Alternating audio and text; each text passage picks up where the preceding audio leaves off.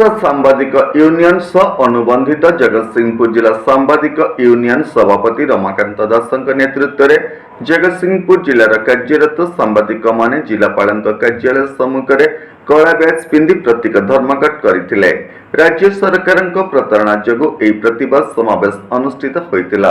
कार्यरत सांबादिक मानक मौलिक अधिकार मुख्यतः पेंशन प्रोटेक्शन एवं एक्रिडेशन आदि दाबी रे सारा राज्य रे सांबादिक माने आंदोलन को ओलाइछन्ति।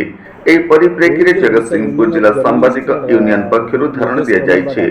प्रथमे सड़क दुर्घटना रे ओयूजर वरिष्ठ सांबादिक तथा केन्दुझर जिला सांबादिक यूनियन सभापति क्षेत्रवासी महाकुडुंक परलोक रे शोक व्यक्त करा जाय 2 मिनिट नीरव प्रार्थना करा जायथिला। नमस्कार, मु लिपिका आपण मानको स्वागत करछि नुआ रूपरे होली टीवी ओडिया।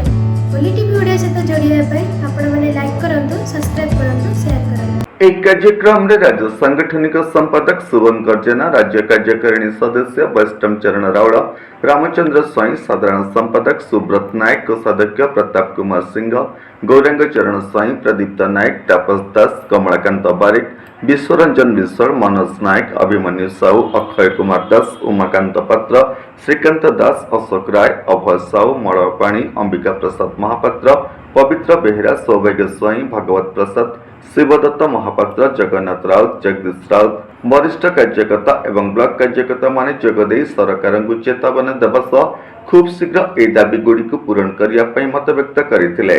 पर मुख्यमंत्री निकट को एक दाबी संबलित दाबीपत्र प्रेरण करा जायछि।